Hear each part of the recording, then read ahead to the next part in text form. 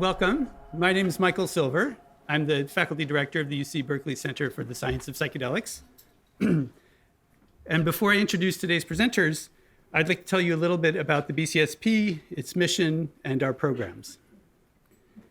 The BCSP works to improve health and well-being for all through culturally informed psychedelic research, psychedelic facilitation training for religious, spiritual care, and healthcare professionals, and accessible, accurate, and reliable public education. Our biological and psychological research consists of studies in both human subjects as well as animal models. The human subjects research includes studies of the psychedelic experience itself, as well as the enduring transformative effects of psychedelic experiences. This work examines the basic neural and psychological mechanisms of the actions of psychedelics, including structural and functional brain imaging, as well as measures of perception, cognition, and emotion. One distinctive aspect of our human subjects research here at the BCSP is that it's focused on so-called healthy, normal, neurotypical participants, not patients with mental health disorders, although some of our studies will specifically examine the effects of psychedelics on older research participants. Our animal experiments are centered on the cellular and molecular bases of enhanced neuroplasticity after administration of psychedelics, including RNA splicing and synaptic remodeling studied both physiologically and anatomically. We are currently in our second year of the BCSP certificate program in psychedelic facilitation, and we have some trainees here in the audience today. Welcome. This program is an immersive experiential learning program for training of advanced religious, spiritual care, and healthcare professionals, and it's quite distinct from those programs that are training therapists in preparation for doing clinical research with psychedelics. Our trainees have included chaplains, pastors, and social workers, and all of the trainees were selected in the admissions process as being well established in their field and therefore well positioned to disseminate the knowledge and skills from the training program in their respective communities after they graduate from the program. Some of the topics in our training program include clinical science, psychotherapeutic methods, spiritual care, contemplative science, ethics, diversity, equity, and inclusion, and ancestral and theogenic traditions. In the area of public education, the BCSP has a comprehensive website, which I hope many, if all of you have visited, psychedelics.berkeley.edu. Our website has authoritative and reliable information about psychedelic science and research, as well as risk reduction, law and politics, and cultural aspects. And we see this website as really important in our field, especially given the amount of misinformation and disinformation that still exists in the areas of psychedelics. And our audience is really the curious general public. It's not written for academics or people in higher education. We also have the Ferris UC Berkeley Psychedelic Journalism Fellowship Program. This provides support to independent journalists to investigate stories in the area of psychedelics. And this program has already resulted in our journalist fellows having multiple book deals, as well as articles in magazines, periodicals such as National Geographic and Rolling Stone. I hope you're familiar with the Microdose. That's the BCSP's free newsletter. It comes out twice a week. If you haven't subscribed, I encourage you to. Once each week is news summaries from psychedelics, and the other is interviews with diverse voices from the field. We recently completed data collection for the inaugural Berkeley Psychedelic Survey. The survey examines beliefs, opinions, and knowledge about psychedelics in a sample of registered voters from across the US. So this survey methodology is similar to that that's used for polling for political elections. And so it's importantly different from an online survey where people can hear about the survey and then decide to participate. This leads to often very serious selection biases. And so this is a more rigorous methodology, and it establishes a baseline for information about what people know, believe, and think about psychedelics, and we can then track trends in future installments of this survey going forward. Finally, the BCSP released a free online course for the general public entitled Psychedelics and the Mind, created by David Presti, who is also here today.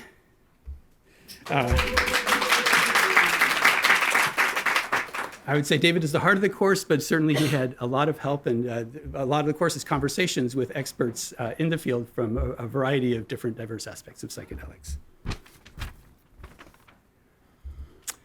The identity of the BCSP from the very beginning has been deeply connected to the values of UC Berkeley as a premier public university.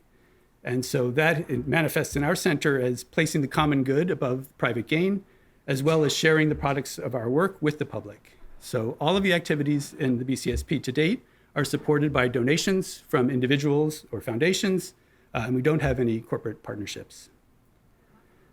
The BCSP is also strongly committed to the principles of diversity, equity, inclusion, and reciprocity. And some of the donations to our center are tied to a particular project, earmarked for that project, but others are unrestricted gifts. The donor makes a gift to the center for kind of our overall vision.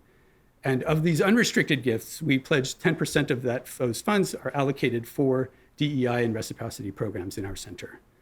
And one of the ways that we've used these funds is to create the BCSP's Indigenous Research Student Fellowship Program. So this supports UC Berkeley graduate and undergraduate students from historically marginalized communities or whose work addresses issues of reciprocity and equity in psychedelic spaces. And I see at least one of our students is here today. Welcome, Arlena.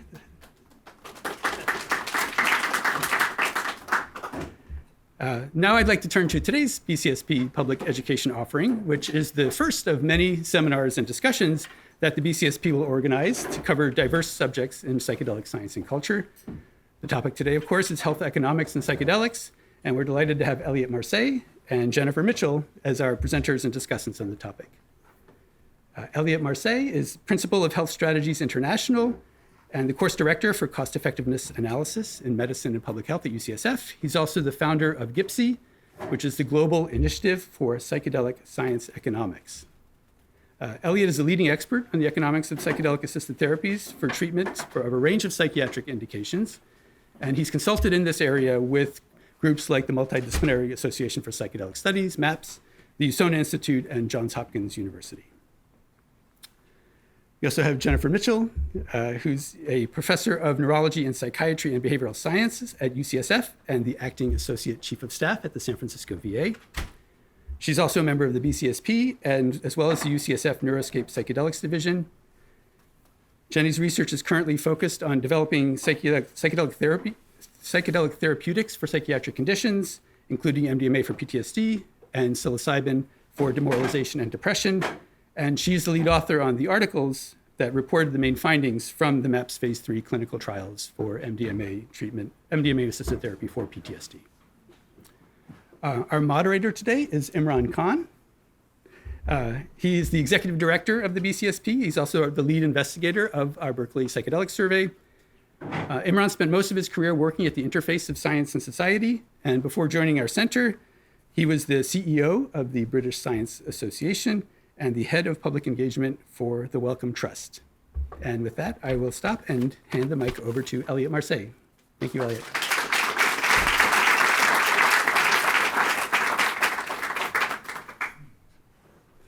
Thank you for that great introduction, Michael. I just want to say I'm really pleased to be here. I think it's going to be fun, and I'm eager to share some of the developments in the economics of psychedelic therapies. But more than that, I'm eager to share ideas with all of you. I'm looking forward to the discussion that we're going to have after this. Excuse me, can everyone hear in the back? I'm not sure your mic is broadcast. Let's see. Can you hear okay? Your mic won't be coming through the sound system, it's just for us. So it's only Okay. the mic up at the podium that goes through the speaker. I see. I would love not to. Maybe if you're loud enough, it's okay. Yeah, can you hear me in the back? I'll sort of project. It's not a big room. I think it'll work out. Okay, great. If it's a problem, let me know. Yeah. So great. Let's proceed here.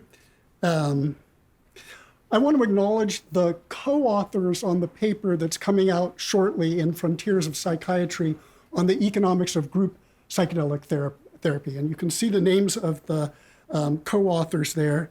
And I also want to extend my thanks to the BCSP team, Imran, Michael, Rebecca, Christina. I know there are other people working behind the scenes. I don't know their names, but thank you. So I want to start with a general statement about where I think the field is now. One of the things that's clear is that we're standing on a very solid foundation of demonstrated safety and efficacy.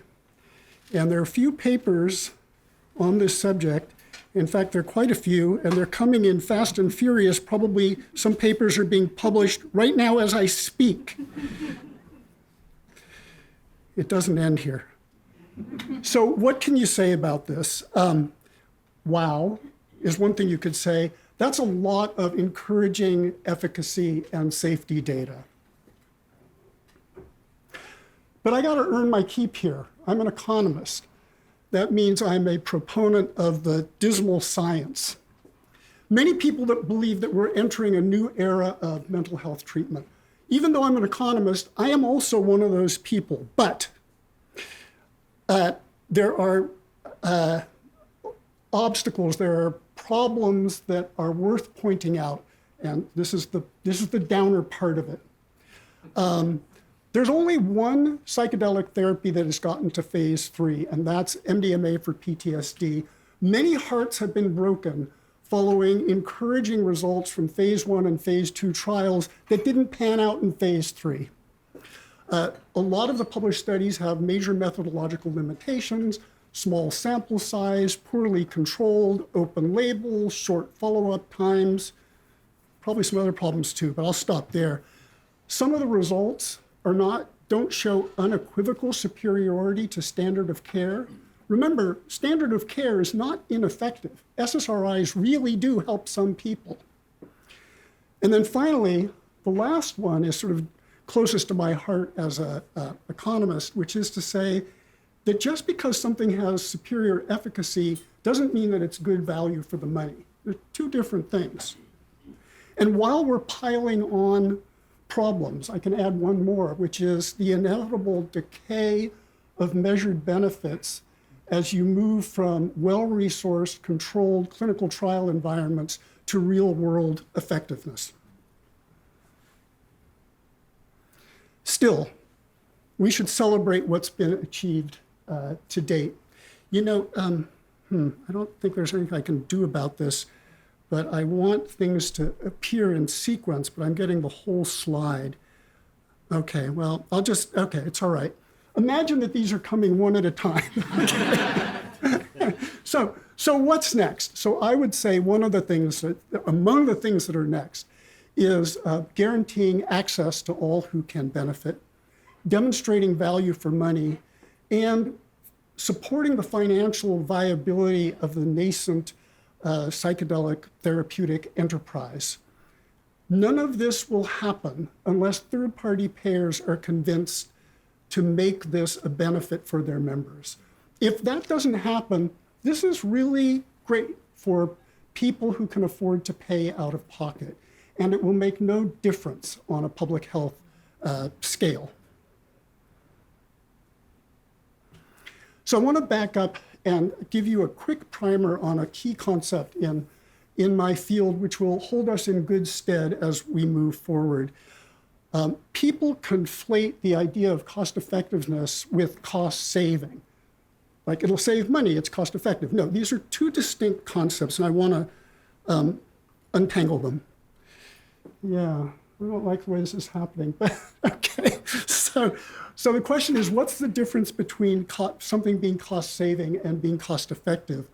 If something is cost saving, what it means is that the initial cost is more than compensated by reductions in medical care costs over time, because people are better, right? So that's terrific when that happens. It's a dominant option in the term of art of my business. It's dominant, provides benefit and saves money. If something's cost effective, that's a much lower bar. It just means that it's good value for the money. So if it's cost saving, it's cost effective, but not everything that's cost effective is cost saving. And let me just say as an aside that most interventions aren't cost saving. Most medical and clinical and public health interventions are cost effective, but again, not cost saving. And a bunch of them aren't even cost effective, but that's a conversation for another time. A little bit about the service delivery context. Let me summarize it this way. The demand for conventional behavioral and mental health interventions greatly exceeds the supply. There are long waiting lists now for standard mental health treatments. And with the advent of psychedelic therapies, that could get worse. On the supply side, there are various constraints on the training of new therapists. First of all, the training capacity, the perceived risk of getting trained and then maybe not getting the necessary approval to practice, time constraints. It's exhausting, I am told, and I could understand that, to do an 8-hour psychedelic session with somebody. So even people who are trained, they're not necessarily going to be doing this full time. Also, psychedelic therapies is catnip to a certain kind of politician. So earlier this year, a legislator in the Massachusetts legislation tried to cap the reimbursement for MDMA therapy at $5,000 a patient. And we're going to see, I don't think it went anywhere, but it's kind of a warning shot of the kind of interference that will also constrain supply. So what can you, this is really, I'm sorry, I wish these just came in sequence. I transferred it from my computer to this one, but okay, that's the last time I'm going to mention that. So what can you say about all of this? One of the things you could say is nullum gratuitum prandium. Now, there's a few people here whose Latin is a little rusty, and so I provided a translation, which is, there's no such thing as a free lunch. And this dictum is about as close to the DNA of a health economist as anything can be. It's all trade-offs. It's trade-offs all the way down. And the job of the policy analyst, the job of the health economist, is to optimize among less than perfect trade-offs. But it could be that group therapy, group psychedelic therapy, is an exception to this. So it could be that a move away from individual, highly clinician-intensive psychedelic therapy to group settings could ease the supply of effective clinicians, reduce costs, and possibly enhance benefits. We can return to that question because it's an important one. So it could increase access to all who can benefit while also saving money. And if that's true, it's kind of a big deal. So now let's just address a really basic question. Are psychedelic therapies cost effective? MDMA for PTSD? Yes. So 2 analyses using both phase 2 and then later phase 3 data suggest not only cost effective, but cost saving from the point of view of the healthcare payer. And if you included broader societal benefits, mind-bogglingly cost effective or cost saving. So let's look at psilocybin for major depression. It looks like it's cost effective. And a member of our team, Anton Anachena, is about to publish a paper on psilocybin therapy for major depressive disorder as a third-line therapy. So it looks to be cost-effective, but not cost-saving. So now let's get a little bit into the weeds on the economics of group psychedelic therapy. So we use data from two trials sites to address these questions. How much money could be saved by moving to group therapy? How many clinician years of time could be saved? And what does this imply for access to care? Let me just say by way of background, I've been hearing conversation literally for years about the need to move away from the 2 therapists, 1 patient model for a long time. Now, I think it was adopted for very good reasons, to signal concern about safety. Anyway, it was no argument with the original decision to go with that more expensive mode of therapy. But there's been a lot of conversation. We need to move away from that, and it will save a lot of money. So our team said, well, okay, how much money? Let's crunch the numbers and see what we can learn here.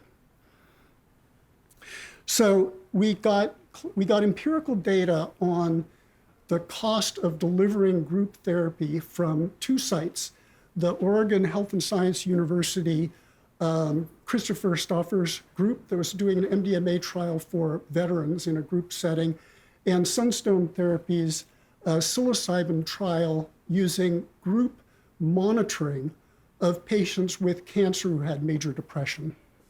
So let's look at the group PTSD protocol.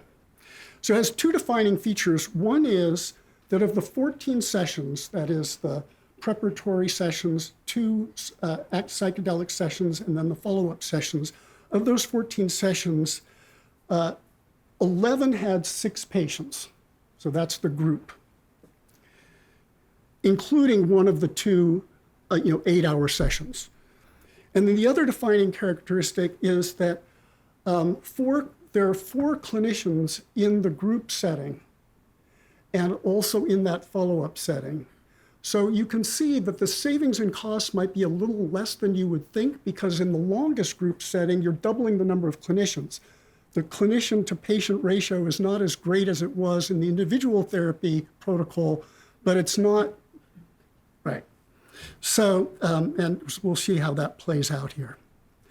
For psilocybin, the Sunstone protocol, the defining feature is it had 5 sessions, 1 active psilocybin session, and in 4 of those 5, the monitoring is done by a senior clinician who has a closed circuit TV and is watching what's going on in all 4 of those rooms.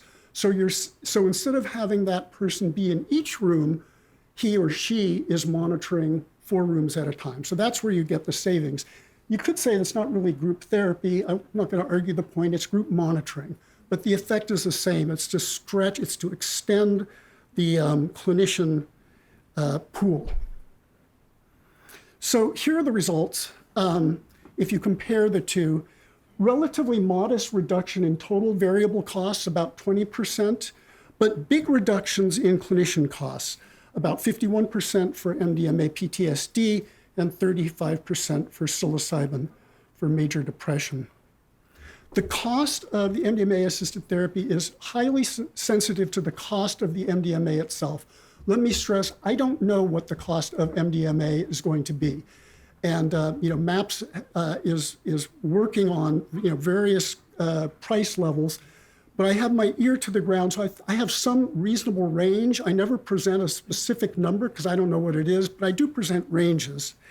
And in this case, so this isn't, it should be showing all of the different components of the cost, but the key point here is that the MDMA therapy itself is 54% of the total. And what you can't see there is that the total cost of the therapy is about $17,000. And then for group therapy, the total cost is about $13,000. And the cost of the MDMA itself constitutes about 2/3 of the total. Now, the MDMA, the cost doesn't change as you go from individual to group. The cost of the MDMA is the cost of the MDMA, about $9,000 in this particular estimate. But because you have less clinician costs, the proportion that's devoted to MDMA is higher in the group therapy setting. Psilocybin-assisted therapy, in the individual protocol setting, the total cost of the therapy is about $4,700, and the psilocybin itself is about 32% of the total, or $1,500. Group monitoring, about $3,900 for the total. This is per patient cost, and the proportion of the cost that is devoted to the psychedelic material itself goes up to 39%. So I was interested in understanding what would happen if you varied the number of people in the group. So this graph shows the percent reduction in total variable cost as you increase on the horizontal axis the number of patients in the group sessions. So the base case here is 6. That's what Chris Stauffer's group used in Oregon. And you can see that as you move to the right-hand side of the graph, that the incremental gains in savings kind of levels off. It's not a straight line, it levels off. And so it could be that 6 is a good number. If you increased it, you get diminishing returns, and at a certain point, safety considerations come to the fore also. Okay, so now let's talk about payers, because it's such a critical issue. And obviously they care about cost, and they care about cost effectiveness. I am told that they care a lot about the time to break even. And so we looked at that, and I'll share something about it. I'm slightly skeptical. Remember, break even means anything after that is you're saving money. But most interventions don't save money, but it's still a useful metric. Another thing that they definitely look at is cost per member per month. So if they're bringing a new intervention online, they need to know how much that implies they need to raise their premiums. So it turns out that the cost of MDMA has actually a very modest effect on break-even time for MDMA-assisted therapy. As the cost goes from $1 per milligram, the 20-fold increase to $20 a milligram, the break-even time only increases from 3.7 years to 4.7 years. So I thought that was a little counterintuitive, but that's the way it is.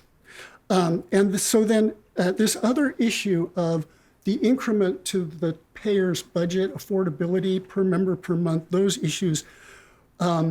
Here's a kind of rule of thumb. If a new drug increases costs by $100 million for a large private payer like Kaiser, that could be a red flag. And so we looked at Kaiser. There's a lot of numbers here. We looked at the total revenues and how many members would be eligible for MDMA-assisted therapy for PTSD. And here's what we get. If the MDMA is $5 a milligram, the cost would be $439 million spread out over 5 years. So that would be potentially a red flag. And certainly at $20 a milligram, $630 million would be a red flag. So that could give them pause. So it seems to me that insurers, payers of all kinds, both public and private, are going to be concerned about cost, the total cost of delivering the therapy. Okay, a little bit on sort of the macro effects of MDMA-assisted therapy if it became available at scale. What does this mean? What would the impacts be? So there's a lot of numbers here, but I just want to draw your attention to a couple of points here. That first row, patients treated per year per full-time equivalent therapist. If you use the individual model, they can treat 27. With the group model, about 56. Look at the third row. It's the years to treat all prevalent cases of eligible people with PTSD in the United States if you had 5,000 additional full-time equivalent therapists. And it's 26 years for the individual model and 12.5 for a group. So these are big differences, namely 53%. Yeah, so it's like expanding the available pool of trained clinicians by 50% or doubling it, let's just say. And the cost implications are not insignificant either. So I got to say, this was a little bit of a surprise to me. When we started this analysis, I thought, well, we're going to show big reductions in cost, right? Because we have group therapy, so per person who completes, it's got to be much lower. But for reasons that I touched on, like it's not entirely group, and you have to double up clinicians for some of these group sessions, the overall savings aren't that much, but the savings in clinician time is quite significant. And given that everybody who's looked at this sees the limited number of trained clinicians as being a major bottleneck to access, I think these findings are important. So here's another way to look at it. Number of full-time equivalent clinicians on the horizontal axis, and the years it would take for half of the eligible prevalent population with PTSD in the United States to receive treatment. And if it were 2,000 clinicians, that's the left side of this, there's about would take 35 years longer to do it with individual therapy than with group. Even at 12,000, there's still a 3-year difference. Okay, broader societal benefits such as increased productivity. Really important paper by Davis et al. Came out last year on the economic burden of PTSD and the non-medical costs for people in the military. This is both active duty and veterans. So we're looking at productivity losses, unemployment, a couple of other factors, works out to about $9,400 per person per year. So we put this in our model, and here are the cost effectiveness results. So three costs of the MDMA protocol, assuming 3 sessions. And then we've got the direct medical costs on the left divided by individual and group, and the full net medical care plus productivity consequences on the right. It's cost saving for every one of these configuration, except at $13,500 for the therapy. For the individual therapy, looking only at costs to savings to healthcare payers, we're at $2,300 per QALY. At higher price of the therapy, it's $8,100 per QALY, and for group therapy, it's $3,800 per QALY. What does this mean, you're asking me? Is that good or bad? Like how many dollars per QALY is good? So in the United States, roughly speaking, between $100,000 and $150,000 per QALY is considered okay. So this is highly, highly cost effective or cost saving, kind of however you want to slice it. So MDMA-assisted therapy is likely highly cost-effective, if not cost-saving, for both the general population and for military personnel. Group therapy can help solve 2 critical problems in guaranteeing access: lower overall cost, and most importantly, easing the shortage of qualified clinicians. Broader societal benefits are likely to exceed the healthcare, the savings in broader societal costs are likely to exceed the savings in healthcare costs alone. So what's the broader agenda for the economic evaluation of psychedelic therapies? Our group, the Global Initiative for Psychedelic Science Economics, we're about to publish a paper I mentioned earlier. The first author is Anton Avicena on the cost effectiveness of psilocybin for major depressive disorder. We're working on psilocybin for smoking cessation with Matthew Johnson. Really, really excited about that. That's big time public health because smoking, you know. We're working on a economic model of ibogaine for opioid use disorder. We're also in conversation with the Psychedelic Health Equity Initiative. This is not funded yet, but we are hoping to work with them. It's looking promising. Work with them on 4 pilot sites that are pioneering how to bring underrepresented communities into the fold, to have psychedelic therapies be available to them. So they're like innovative ways to reach out to typically underserved populations. So there's another way. So I want to say one more thing about our work. There are other projects we're working on, but the thing I really want to kind of bring forward is our plan is to make all of this work publicly available, free of charge as a public good to any researcher who can make use of it. And we want to have like state-of-the-art, like the best clinical information on the course of depression, the course of opioid use disorder. We're also working on alcohol use disorder. So we want those to be out there and be sort of the reference models for these disorders and these interventions to address them. But there's another way to think about what the broad agenda for economic evaluation is. If you take the number of molecules that are under consideration, and then combinations of molecules, because people are talking about that, right? And you multiply that by the number of psychiatric indications that these could be relevant for. And you multiply that by different kinds of patient subpopulations, severity of the different disorders and what have you. And you multiply that by the variations in treatment protocols that are available. And you multiply that by the number of countries, you get a number. I did the calculation. Here's the number.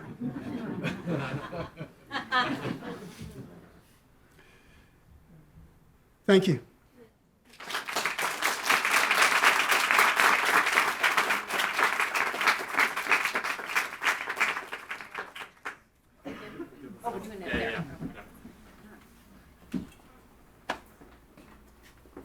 Hi, everyone. My name's Imran Khan. I'm the Come sit.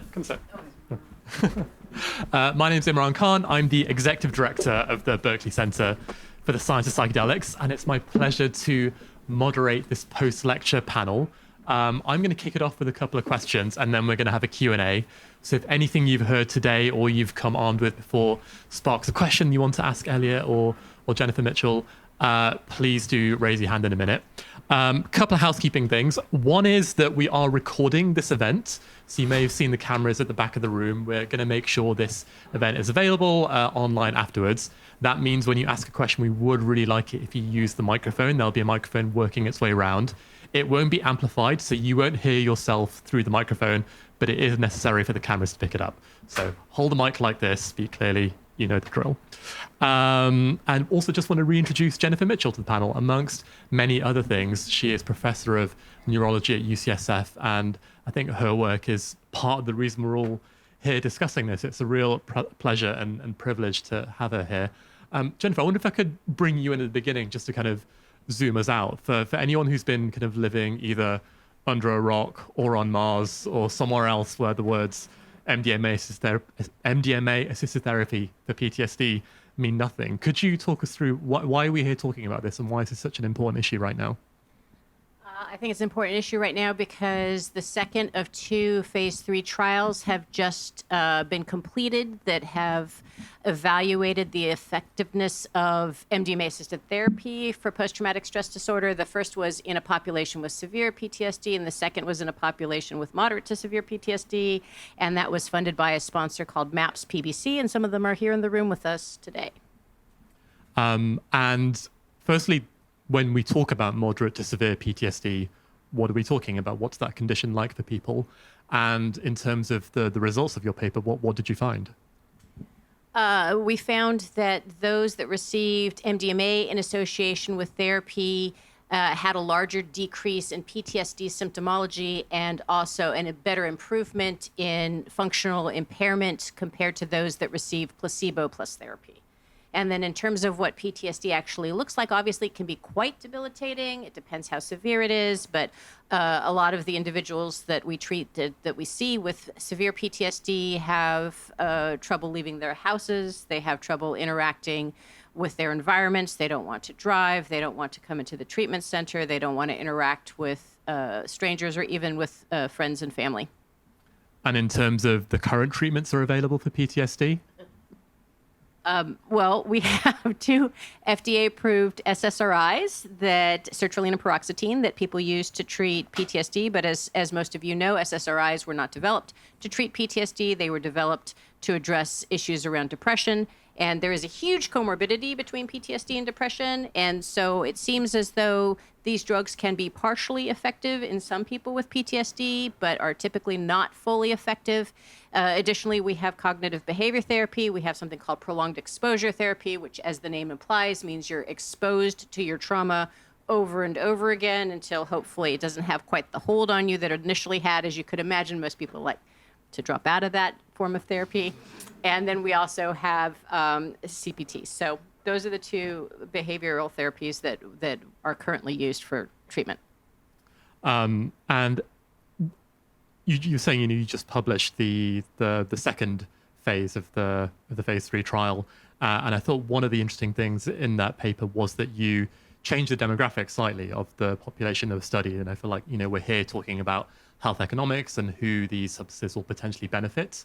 And one obvious question that arises is who will benefit, and will it be the population as a whole, or will it be certain subsets? And I know that you were really interested in that question for for the second phase of your study.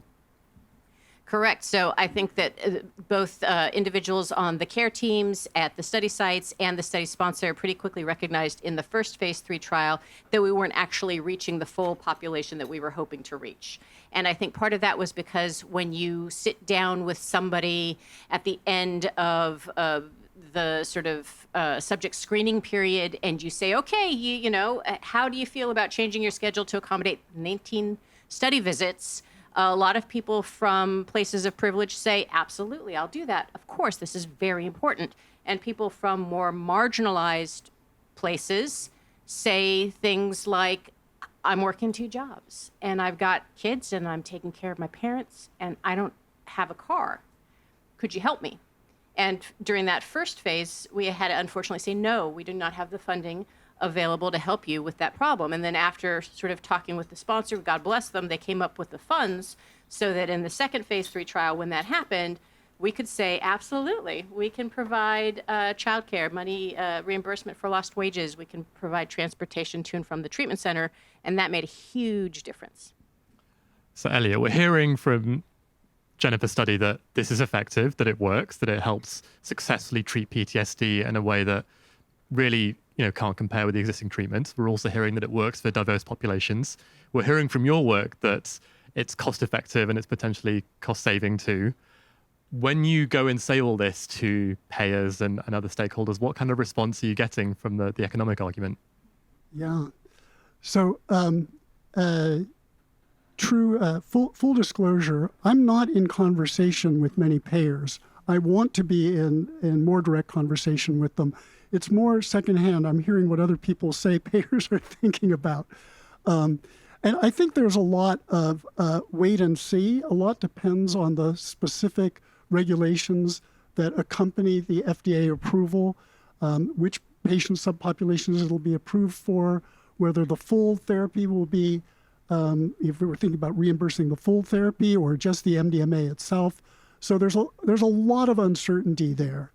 Yeah. But on the other hand, it seems to me that at a certain point, this becomes irresistible.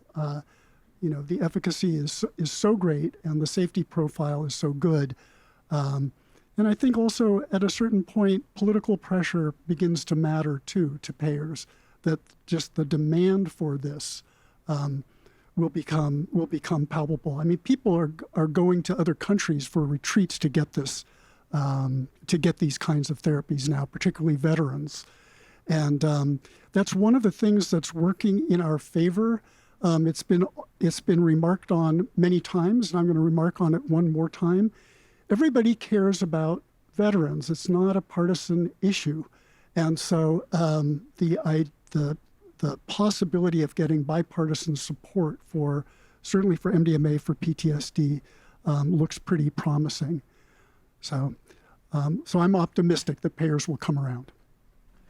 And Jennifer, you know, Elliot talks about the potential value of a group model in his lecture, and obviously that differs from what's been studied so far. And I guess we're at this interesting juncture where, in terms of the formal academic studies, it has been, you know, this particular model that's been studied, but that won't necessarily be what it looks like in the real world in the future.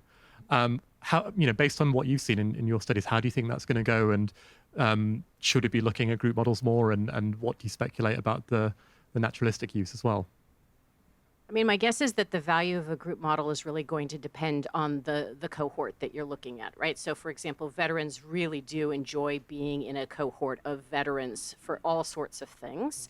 But you could imagine that there are some indications in which a group cohort maybe would be less appropriate. I think that that's one consideration. I think another thing to consider is that we don't yet have great efficacy data from some of these group settings, and that's really key, right? Yeah. So the cost savings and the cost effectiveness will definitely be influenced by the efficacy. If it turns out that group therapy, for whatever reason, isn't as effective as individual therapy, then that changes the whole dynamic. Absolutely. And I mean, in a perfect world, we'd have head-to-head trials of, you know, group versus individual therapy. It's expensive. That's probably not going to happen. But we do have some early positive signals, like Sunstone Therapies work on psilocybin, which I mentioned here. They got roughly comparable, maybe somewhat better efficacy in the group setting that has been reported in individual. So it's not enough, one trial, but I think there's reason to be hopeful.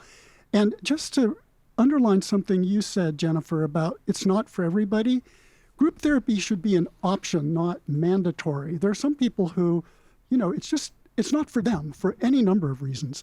And so, again, it should be available to people, but individual therapy protocols should also be available. They're also very cost effective. I'm going to ask one more question. I'm going to open up to the audience. If you do have questions, almost now is your time. But Elliot, also, you didn't talk about it in your lecture just now, but I know that your previous work you've spent lots of time looking at HIV/AIDS and the health economics of how do we improve access to treatments for that. What are the lessons that we as the psychedelic community can learn from the successes of that work? Wow, that's a really interesting question. So a big part of it is removal of stigma, allowing people who are otherwise, ashamed of having HIV to come forward without risk of being ostracized or even worse in some areas. So I think we're moving in that direction with mental health in this country. People are much more willing to disclose that they have a mental health problem. So I think that's an extremely important part of it, and necessary for the kind of activism that we're going to need to lobby for these therapies. So that's one thing. The other thing that was sort of revolutionized the approach to HIV/AIDS was the advent of therapy that really worked. So you can't argue with that, right? And I think we're certainly looking at that with MDMA for PTSD. And I have a feeling that we will see very dramatic efficacy for interventions with other behavioral disorders, like the addictions, alcohol use disorder, what I'm seeing coming from Matthew Johnson on tobacco. So I think it's going to be really, really compelling. Yeah. Lots to dig into there. Okay, I'm going to come to the audience for questions. Again, we are recording, so please do wait for the mic. But who would like to kick us off with a question, either to Jennifer Mitchell or to Elliot Marseille? We have one right here. Great. And if you could give your name and where you're coming from, that would be great. My name's David, and I'm actually work in Michael's lab. So I was surprised at the costs you were talking about for the actual MDMA for the therapies. It's like 2 orders of magnitude above like street value of. And so I thought it would be higher, but I didn't expect it would be that much higher than, because people today they're making profits on it or selling it. So I was wondering how that works. Why is it so expensive? Yeah. So there are people from MAPS here who may want to provide more information on this, but let me just say this. I think the cost of getting through the clinical trials and FDA approval and the commercialization was much more costly than anybody expected. And so if MAPS is going to make good on its pledge to return a portion of revenues to the 501c3 to continue to support the public good aspect of their work. So that's part of it.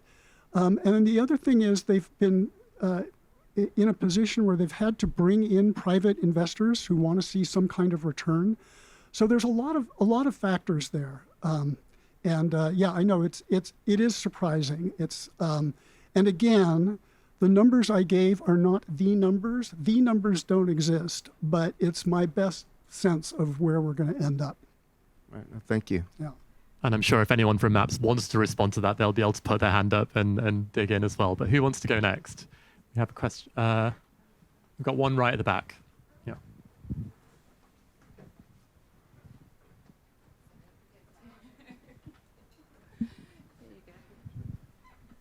Thanks. Hi, my name's Tua. I'm from Gilead Sciences. So my question is really around the access piece, which you started to talk about when you talked about payers and the trends. I'd love to ask a question to both of you. If you could give a little bit of comments around the sort of burden of who has PTSD, a little bit about especially the marginalized groups, race, age, gender, and then to connect it with who are the payers or kind of the insurances that normally cover them or would be able to provide access to them, and what are the trends? Are those two going to connect, or is this type of work going to be relatively boutique and out of pocket? And then the sub question underneath that, under the community piece, is how do you convince people who are from those marginalized groups who may have distrust in healthcare in general that this is a viable and accessible option? Because, just speaking from a place of person of color and where mental health is really stigmatized, this would be ridiculous to, my parents or people from older generations from my community. So would love to kind of hear your thoughts on both the payer and access side and a little bit of the kind of community piece or how to convince people that this is an option for them, especially from underrepresented communities. So, I think that's the $20 million question, right? Is what do we have to do to obtain access to those communities? And it's been really difficult over the course of the trials, but also just in general, in terms of reaching people with PTSD that need the most help. They are not the type of people that typically come into a Western medicalized setting and ask for help. And so I don't have an easy answer to that question. What I can tell you from a clinical trials perspective is that, as Katrina would say, people like to look in the mirror. And so if you have a care team that is diverse, if you have a care team that is educated in diversity and inclusion, I think you do far better than you would otherwise. And I think that that's what we saw throughout the phase 3 trials for MDMA for PTSD. And you probably have something to add to that. Not a lot to add. I'm a big advocate of let's do pilots. Let's see what works, and that's why I'm excited about what the Psychedelic Health Equity Initiative is doing, because they're looking to get funding for community groups that are already working with marginalized communities, and then introducing them to psychedelic therapy. So let's trial and error. Let's see what works. The other thing I'll just add to that as well is that Michael mentioned in the beginning, we did a survey this summer, the Berkeley Psychedelic Survey. It was a national representative sample of US voters asking what people thought and felt and hoped about psychedelics.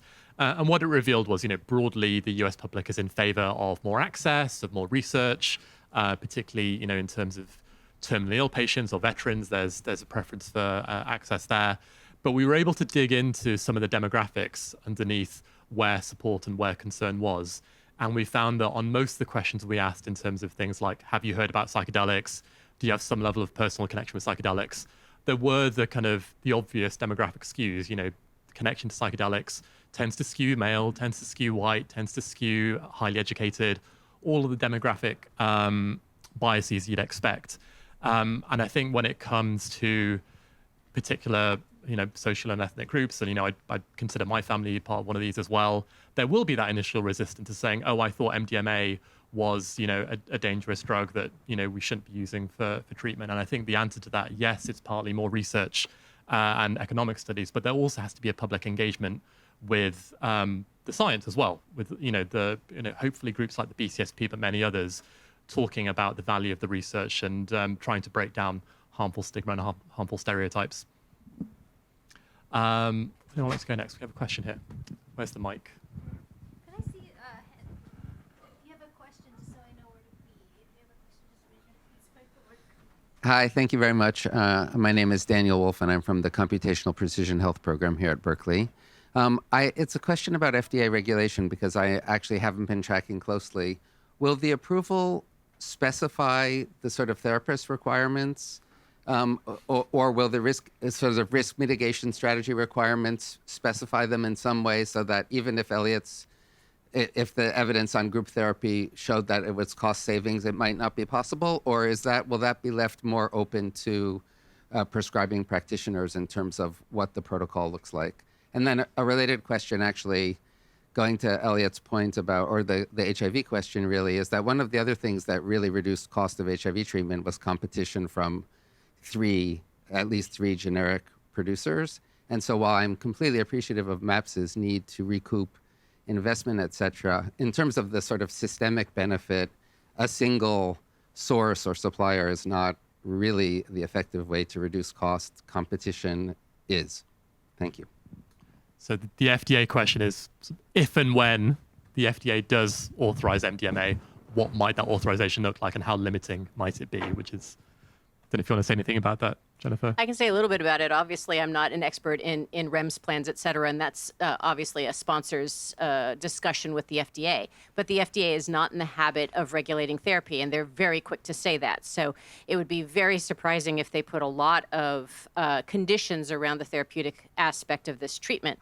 I could imagine personally that they could do some outlining of the basics as they have done, say, with access to buprenorphine or some other compound where MDs can only do a certain amount of prescribing per year, that there has to be additional training, that there has to be some sort of additional oversight, and that is hopefully going to limit the providers that care to take this on, not like in a bad way, but again, in a way that instills additional training into that group. And Elliot, would you be able to tell us a story of the generics in HIV/AIDS a little bit and how that changed things? Well, I mean, it was, originally Big Pharma was dead set against having two tiers of prices for HIV drugs in the world. So there was just the price in rich countries, which made it completely unreachable. And it was the result of sustained activism, and basically they were forced by embarrassment to back off of that position and have two-tiered prices. They were saying, well, if there's cheaper HIV drugs in developing countries, it'll create a black market, and none of that happened, at least not on a scale that mattered. So it was a long and heated campaign to get pharma to back off of that position. And they did it gradually. I mean, you can see the graph of the price of HIV drugs coming down gradually over years. I don't think that's going to happen here. MAPS has the rights. In effect, it's kind of like a monopoly. Kind of like a patent. It's not a patent, but it behaves like a patent for a period of, I think, 6 years. And after that, other people can manufacture generics, and I would think the price would come down very fast. There's something else which may put a ceiling on the price of MDMA. Why MDMA for PTSD? Why not psilocybin for PTSD or LSD? We don't know. Now, there may be reasons for thinking MDMA is particularly good for PTSD, which I won't go into now, but I'm making a more general point. These silos, psilocybin is for depression, and ibogaine is for opioid use disorder, and psilocybin's for, that's not based in pharmacology or in anything that has solid grounding. So there may be competing therapies that could help, bring some competition. Would also help bring the price of these medications down. Thanks, Elliot. Who'd like to go next?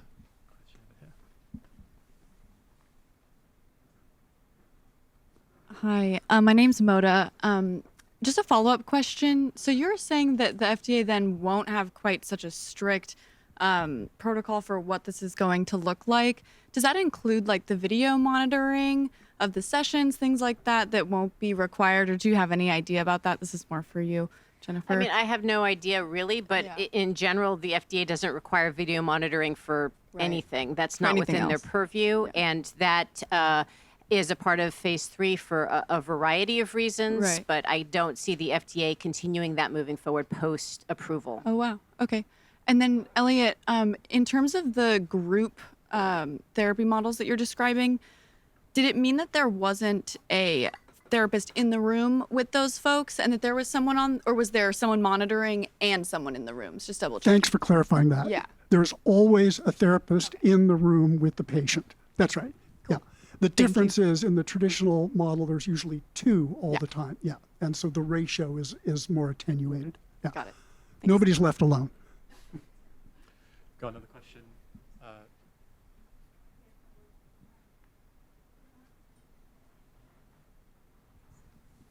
Hi, my name is Kevin. I represent the Psychedelic Pharmacist Association. A question for Jennifer Mitchell. Earlier in the conversation, you mentioned some... Sorry, could you speak up a bit? Oh, sure thing. Yeah, you need to project. My name is Kevin, and I represent the Psychedelic Pharmacist Association. A question for Jennifer Mitchell. around the use of group therapy. You mentioned earlier that there are some diagnoses which might not benefit from psychedelic group therapy so much. Could you elaborate more on which diagnoses those might be and why that might be the case? Actually, I was specifically referring to different subgroups with PTSD. So, for example, when we talk, I also work at the VA.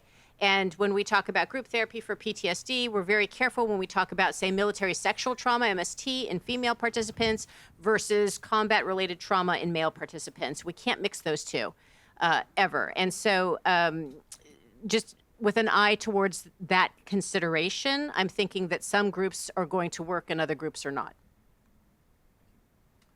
There's a question right next to you. Yep. Hey, thank you guys. My name is Eli. I'm a MBA student at UC Berkeley Haas, just up the hill. One clarifying question for you, Jennifer. I think you mentioned in study that you guys were giving the MDMA in conjunction with other therapies, and I might have misheard that. So could you clarify that? And if so, what modalities, or did I just completely mishear that? No, you didn't mishear. They still receive psychotherapy in both arms of the study. It's either MDMA plus psychotherapy or placebo plus psychotherapy. The psychotherapeutic modality was developed by MAPS over the course of many years, and that handbook is actually available for download. Anyone that's curious can go to the MAPS website and download the therapist manual and take a look. It's an inner-directed therapy, so it's very much directed by the participant rather than like the alternatives for PTSD treatment, which are more like PE. You get a workbook. You open the workbook, it says like module 3, you'll walk through the steps and you do the whole thing like that. Thank you. And then I wondered if there were any conversations that spurred from that about other modalities that might work well in conjunction with MDMA, some more traditional psychotherapy, like you say, others related to mindfulness, meditation, yoga, right? Like therapy's got a big umbrella now. And I wonder just about the combination of things proving efficacy, if that's started, thought about, conversations, anything? It has been started. If you're really curious, you can go to clinicaltrials.gov and you can type in MDMA and therapy and a whole slew of things come out. Some of them are guided by the sponsor, by MAPS PBC, and others by the VA, because the VA, of course, does not embrace this type of psychotherapy. And so they're very curious to know, and those studies haven't begun, but there's been a lot of discussion. They're very curious to know if their treatment as usual could be combined, say, with MDMA to potentiate the efficacy. Thank you. I think we had a question right in the middle here.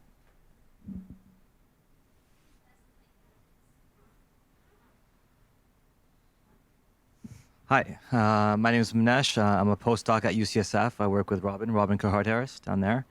And I'm just wondering, with regards to the costs of these two therapies and how they relate to the amount of follow-up given and the amount of sessions, this might be less important for MDMA because of the kind of exorbitant price of the drug itself, and so the therapy is less than that. But with psilocybin, like those estimates, like how many drug sessions is that based on? And also, relatedly, you know, when these things roll out, assuming they do, will they have to follow the same thing, like for example, with MDMA, 3 sessions and the extensive, I don't know, like almost 20 sessions they have with each patient? How much flexibility would private clinics have in administering it in whatever format they want to, with 1 session and 2 follow-ups, or 2 sessions, and et cetera? Like, and as a potential cost-saving mechanism with distinct plans and all the rest, like, do you see that rolling out in a flexible way? I'll at least start to answer that. So it's highly variable. The MDMA protocols have 3 integration sessions for each of either 2 or 3 MDMA sessions. So up to 9 integration sessions, 3 introductory sessions. The Sunstone's psilocybin protocol is a much lighter touch. It's only 1 active psilocybin session and then 2 integration sessions. And so I think it's up for grabs. We don't know what the optimal amount is, or whether there's sort of diminishing returns.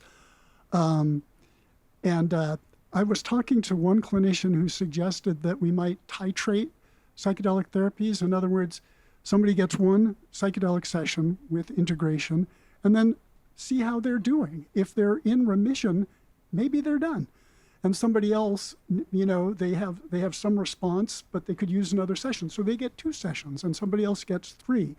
And who knows, maybe some people only really respond after 4 sessions. It's all terra incognita. And so there's just a lot of a lot of innovation in that area. And again, we've sort of received a certain way of structuring these protocols. And I think there's a sense now, let's try other variations. For MDMA with PTSD, I'm hoping that at least at the beginning, people stick to the original phase 3 methodology. And it's interesting to think about how they might deviate from that and how much post-approval monitoring the FDA is actually going to put in place to determine whether or not they do deviate from that plan. Because what I would like to know is what types of side effects we see when MDMA is actually approved, which groups benefit the most, which don't benefit as much. And it's going to be really hard to monitor that if everyone's doing their own thing. Question just over there.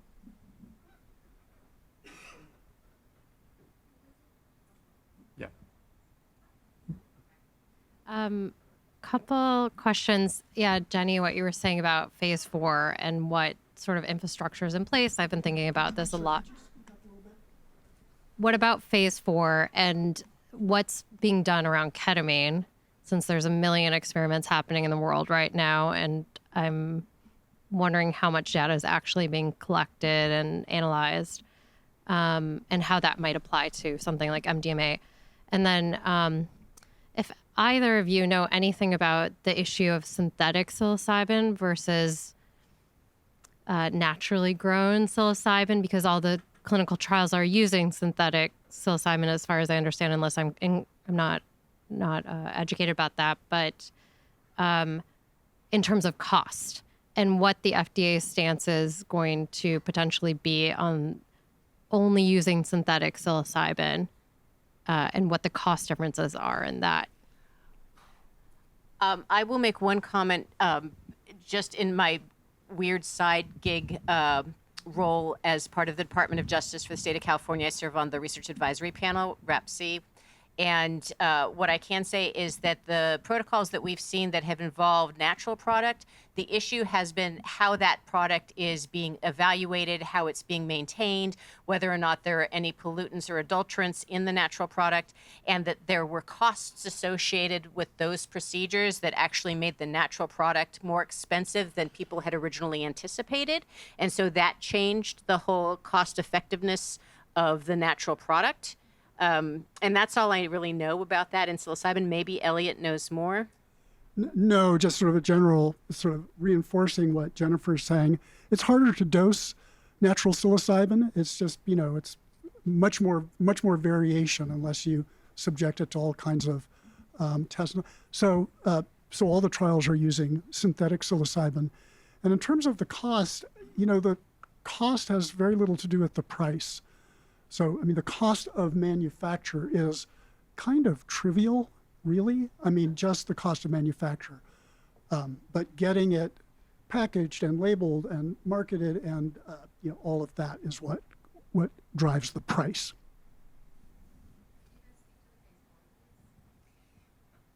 I sort of wish Bara was here. So there was somebody from MAPS that's not here tonight, but that is very up on what the REMS package might look like for MDMA for PTSD. Could you define phase 4 for people? Oh, sorry. Again, so post-approval, the FDA often requires a sponsor to continue to acquire data and share it with the FDA, so that if there are any changes to sort of the package labeling or the package insert or just how the drug is prescribed, those changes can be made post-approval.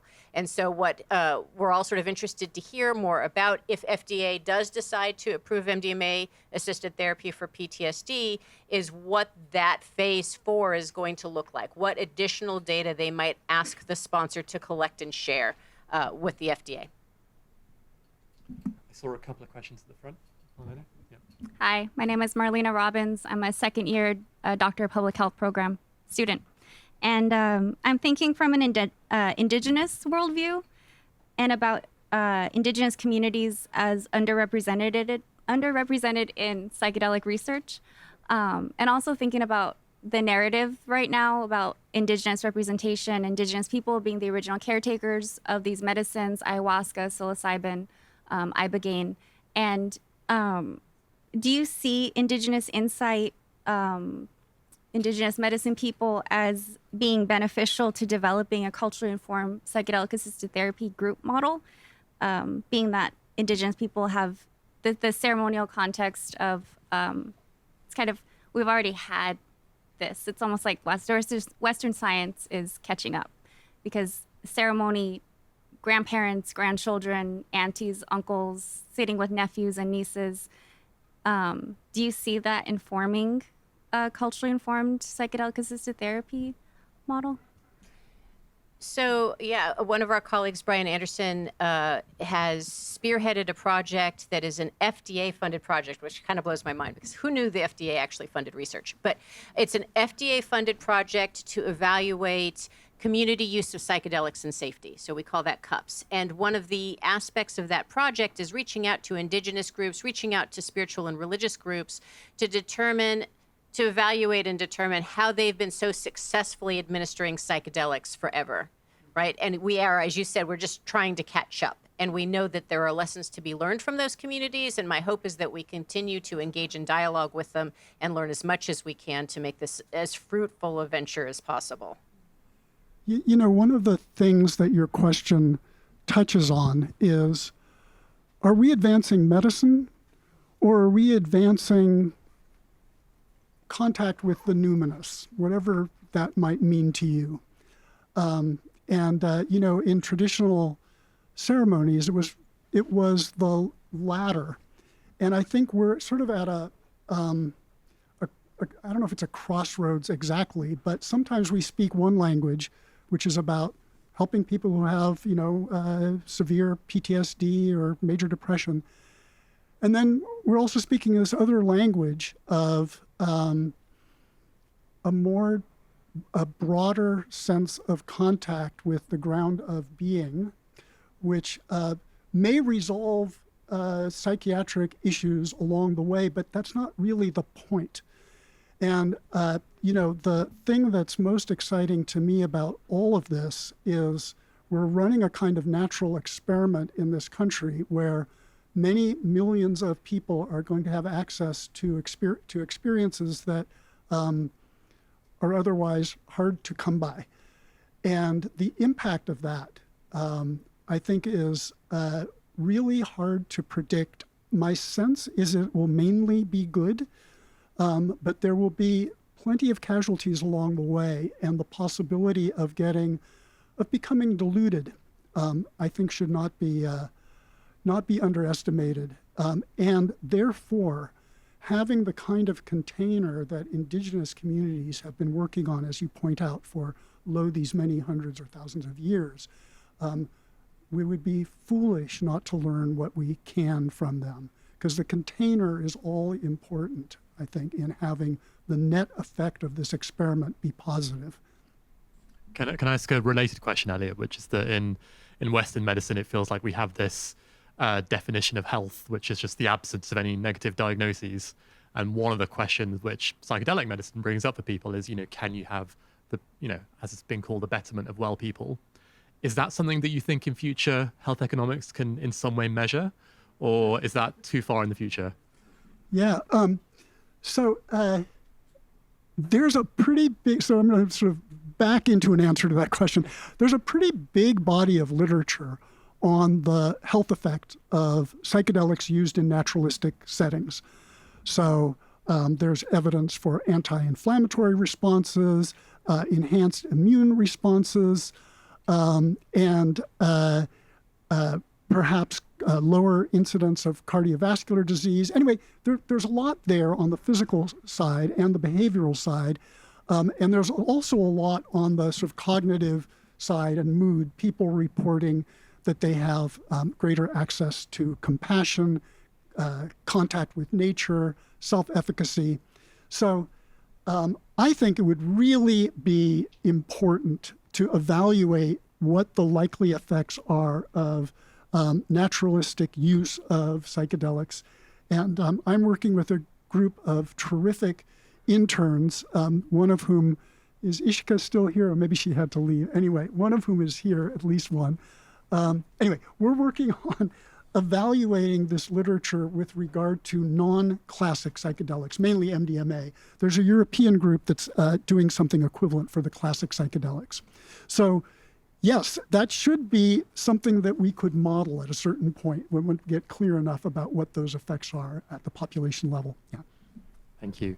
We are approaching the end. We're in the last 10 minutes. So if you've been sitting on a question all afternoon or evening, make sure you do get it in before we finish. Got a question right here in the front row. Hi, I'm Ryan Natan, a postdoc researcher here at Cal. And thank you for this very interesting panel and answering our questions. I'm interested in there are several startup companies that are developing non-hallucinogenic psychedelic analogs. And I'm interested what that pathway to approval would look like given this economic modeling. So it seems that assuming there's some preserved efficacy, even though they've engineered out the trip, and I think the idea behind that being that they can sort of engineer away the therapy as well. Does that even seem like a viable economic approach, considering the drug is so expensive, and that might even be more expensive for this proprietary, novel compound, and the therapy actually doesn't seem to make up as much of the cost. Then I think you'd have to compare a compound like that to an SSRI, and the path towards regulation would probably be very similar. I mean, it's a deep question. Like what part of the benefit that people are getting from psychedelics is due to just getting psychedelic to the brain? I mean, there are ketamine models that are not in the least bit interested in the psychoactive effects. They consider it a distraction. Get ketamine to the brain and people will be less depressed. And it could be that it's really both, that there's a part that's really best understood as just sort of biophysiological. And then that there's an added benefit or an added component that has to do with the phenomenological subjective experience of insight and so on. I'm in that camp. I think it's both. But we'll see if they, as you say, if they engineer out the trip and it's just as effective for depression. Listen, some people don't want a trip. And if they can get benefit, great. Question right in the middle there. Hand the microphone back. Hi, Don Wexler, John Q. Public. Just have an interest in the topic. 40 years ago, I was part of an underground group in Berkeley, actually. I was one of the patients for several years doing all kinds of stuff. And I was curious, how do you do a placebo? I mean, I think they figure out pretty quick. That's a great question. So yeah, they usually do, but not always, which is kind of interesting as well. And obviously, people, for example, in phase 3 MDMA-assisted therapy and PTSD, most people guessed correctly if they were in the MDMA arm, less so in the placebo arm. And so the question is, why might that be? I think that these were 8-hour-long therapy sessions. I don't think most people ever go through an 8-hour-long therapy session, especially with 2 therapists right there all the time. And I think that, nice room, good music, eye shades, warm blanket, 8 hours of that, and maybe you think you're on something. And so I think that there are some ways that you can sort of work on that placebo arm. So the methodology is blindfolded, is that correct? When you say No, they're allowed to wear eye shades. And so I think part of the difference between using these compounds in a clinical therapeutic setting versus, say, out on the playa at Burning Man is that you're invited to go inwards rather than to go outwards and interact with the world. You're invited to sort of go into your internal space and see what comes up for you. And one way that people are facilitated in doing that is to sort of cut out some of the sensory or control the sensory environment that they're experiencing, hence the sort of musical soundtrack, the curated musical playlist. And at the very beginning of the session, if they want to, they can have eye shades, and that allows them to sort of just go within and not have to sort of be overwhelmed by the stimuli of the room. Yeah, my personal experience was blindfolded. Okay. Sort of 6 to 8 hours. And am I right in thinking? Wow. Okay. It was intense. Maybe we should talk later. Happy to. And Jennifer, am I right in remembering that all of the participants were psychedelic naive before they came into the study? No, not in this study. They didn't Okay. have to be psychedelic naive. There were some restrictions around how many times and how recently they had taken psychedelics, but they didn't have to be psychedelic naive. I'm also conscious we're almost out of time, and I feel like just as we were about to stand up, you wanted to ask a question of Elliot. I wanted to make sure we got the chance to get that in. Oh, no, that was just about efficacy and how I efficacy see. would Okay. be taken into Yeah. consideration for group therapy models versus individual therapy models. And so we did address that. Do we have any final quick questions before we have to wrap up this evening? Okay, we've got two very quick questions. One right here. Let's take both of them, and then we'll wrap up. And just before we wrap up as well, I'm going to ask Elliot and Jennifer if there's one thing you'd like the audience to take away as they go home this evening, what that might be. If you'd like a final word too. So question here and there, and then we'll wrap up. I'm Max from UCSF. And I was curious, both with regards to the efficacy and safety profile and also to the economics, if there's a distinction to be made sort of with the split in PTSD between PTSD and complex PTSD, which is sort of becoming more appreciated. So because that has a sort of a different clinical treatment response and sort of like overall sort of course, if there are any differences that show up in either of those domains. So with respect to the MDMA trials, I think one of the things that we were curious about, at least at our study site, was whether or not individuals that had experienced multiple traumas, so as you were saying, multiple traumas, developmental trauma, for example, childhood trauma, would be treatment resistant, more treatment resistant to the effects of MDMA-assisted therapy, and it turned out that they weren't. So that was kind of mind-boggling. Similarly, there were other comorbidities that we thought would convey treatment resistant, like dissociative subtype PTSD. So those that when they go back to sort of discussing their trauma, immediately distance themselves from the trauma. Obviously, in a therapeutic environment, it's really hard to make headway with somebody that's not going to sort of be present as you discuss their trauma. But it again turned out that those individuals were not treatment resistant to MDMA-assisted therapy. So far, that's been quite welcome good news. Last question over here. Hi, I'm April. Thank you so much. This has been phenomenal. My quick question is around animal testing and what you've seen either from the FDA side of the house or from any of the trials, if that's required for any of the psychedelic medicine work going on. Phase 1 safety testing is definitely required for the psychedelics and has been required for MDMA-assisted therapy. I don't know the extent to which it will be required for psilocybin therapy. And also, because there are so many different players in that market, I don't know how facilitating the FDA would be in allowing some of those safety data to be used for different products. Okay, we are unfortunately almost out of time. I'm going to say a few words to close, and I'm going to come back and give the final word to Elliot and Jennifer for their takeaways. I want to say first, thank you to everyone who helped make this happen. Thank you for being a great audience, for coming along. This is the first event we've done like this, and it won't be the last, but you've really helped make this one a success, so thank you. We are, as you can see, recording, so this is going to be available online in the weeks to come. We'll make sure it's shared with you as attendees. If there's anyone you'd like to share it with, please do send it their way. If you'd like to find out more about our center, about the Berkeley Center for the Science of Psychedelics, go to psychedelics.berkeley.edu. As Michael said, we have a twice-weekly newsletter called The Microdose that breaks down everything that's happening in psychedelics, from the science, the policy, to the practice, all done by journalists. It's very accessible.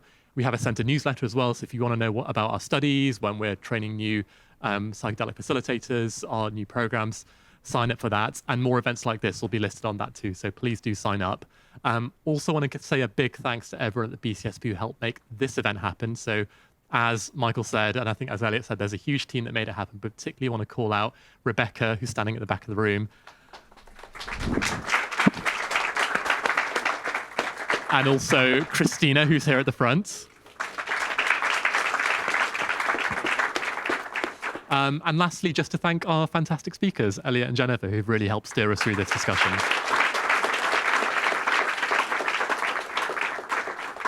But yes, final words. If people can take away one thing from what you've shared today, what would you like that to be? I'm going to do something bad here. I mean, I should have some broad, general, maybe kind of inspiring, hopeful statement to make, but I'd rather share some confusion with you. I recently saw that there's that 5-MeO-DMT is now available at dispensaries. Anybody can go and get the most potent of all the psychedelics. And it's far be it from me to tell people that they can't access these materials. At the same time, I'm concerned about the commodification or sort of the normalization of the use of these incredibly potent materials sort of like in the population. Of course, I'm not for people going to jail for using these materials. It almost goes without saying. I don't want to be misunderstood. But I also am concerned about just sort of the wide access, uncontrolled, without the kind of container that's needed to keep it safe and useful. And so I'm confused. I don't know.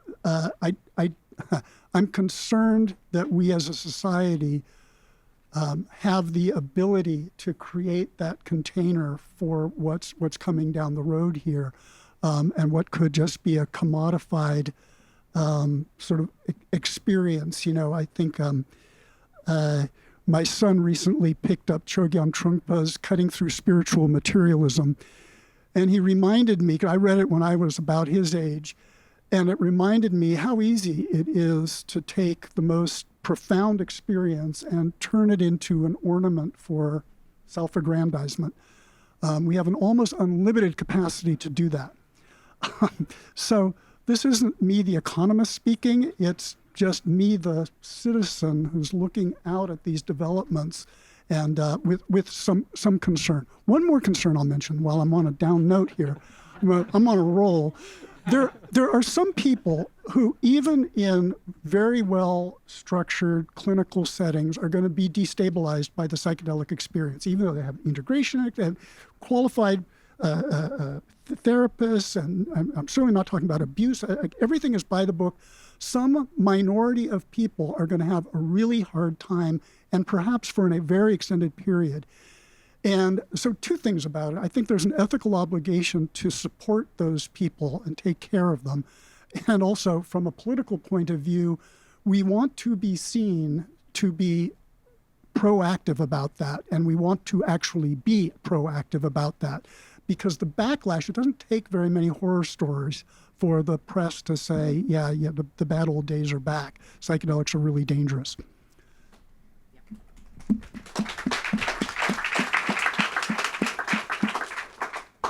I think I echo your concerns. So I, too, am very concerned about unfacilitated access to psychedelics. I personally believe that that's where we went wrong in the late 60s and early 70s, and that's one of the issues that still plagues us now as we reconsider psychedelics as therapies.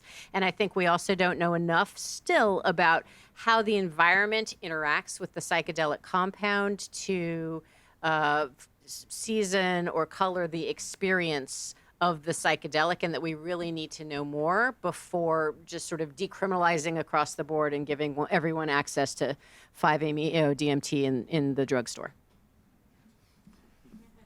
Great point to end on. Please join me in giving one last thanks to our speakers, Jennifer and Elliot.